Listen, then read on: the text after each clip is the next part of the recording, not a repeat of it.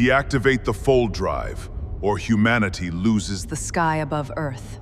That's unfortunate, because your The Galaxy Council had one rule above all others. No species below Tier 4 advancement may develop fold space technology. The rule wasn't written to protect younger civilizations. It was written to control them, to ensure that the older powers, the ones who had held the hyperspace lanes for millennia, would never face a challenger who could appear anywhere, at any time, without warning. Humanity had been formally classified as Tier 2 for 60 years. Dr. Mara Chen didn't care about classifications. She was 38 years old, standing in a hollowed-out asteroid 12 light-minutes from Jupiter, surrounded by 17 engineers who hadn't slept properly in 4 months, staring at an engine the size of a city block that the entire scientific establishment had told her was physically impossible. The fold drive.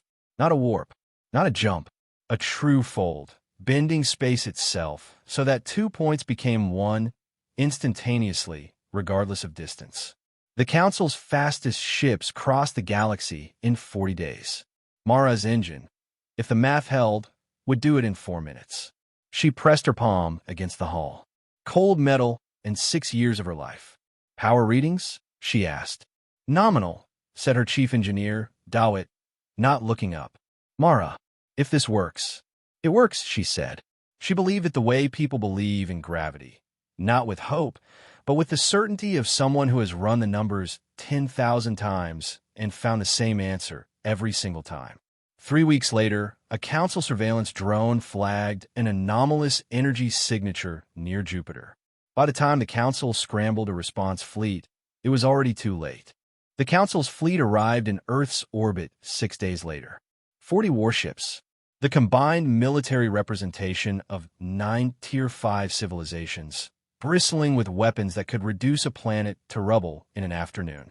Their flagship, the Eternal Accord, was 4 kilometers long and had never been fired upon in its entire 300-year history, because no species stupid enough to provoke the Council had ever survived long enough to try. Mara was brought aboard in a shuttle that smelled of recycled nitrogen and contempt. The Council chamber was designed to make visitors feel small. It worked.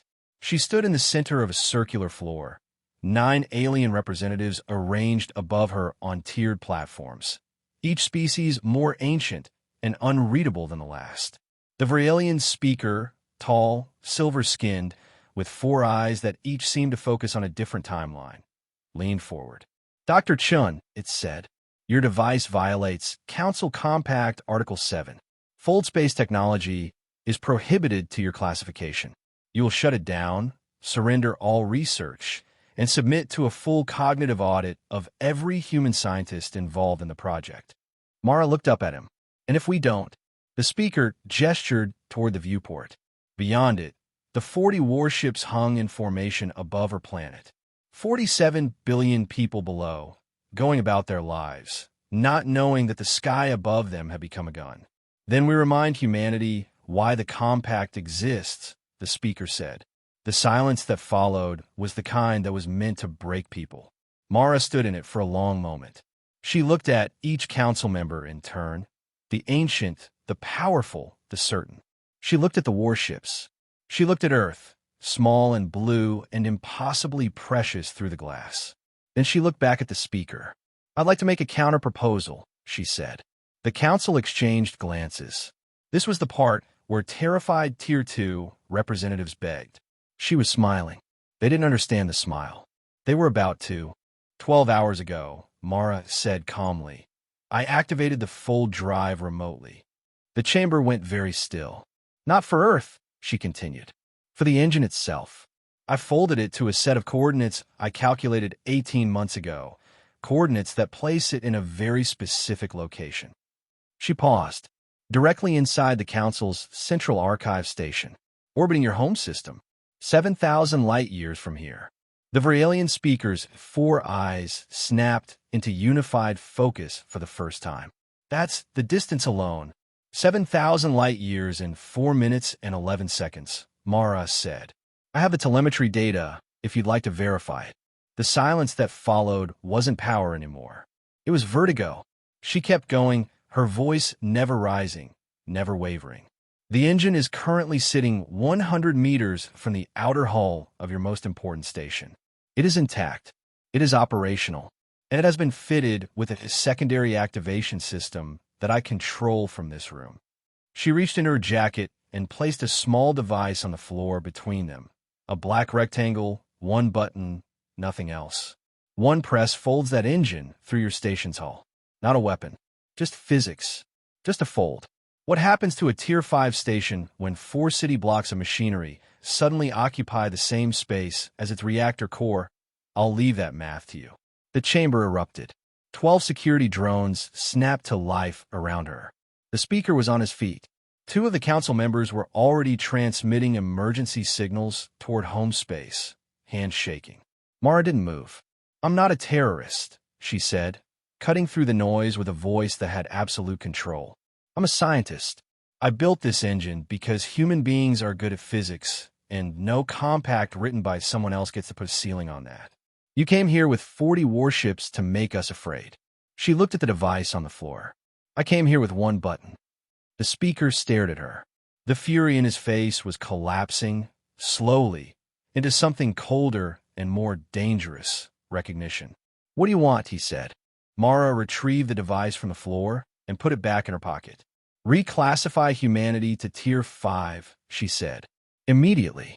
Full access to council hyperspace lanes, research databases, and diplomatic standing.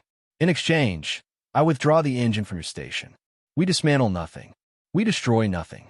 We sit down at a real table, equals, and we talk about what comes next." The council deliberated for 3 hours. They came back in 2.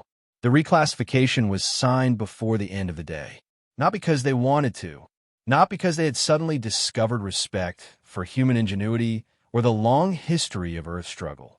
They signed it because Mara Chen had walked into their most powerful chamber, alone, and handed them a future where the alternative was worse. She rode the shuttle back to Earth as the warships quietly, without announcement, turned and left orbit. Dawit was waiting at the airlock when she docked. He looked at her for a long moment. "Did you actually have control of the secondary activation system?" he asked. Mara smiled and handed him a coffee. "The engine is still in the asteroid," she said. "I folded a scale model. Titanium shell, no internals. Took me 47 minutes to build." She looked out the viewport at Earth, golden in the light of the sun.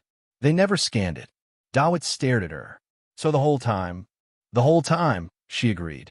She turned back to the window. 47 billion people down there.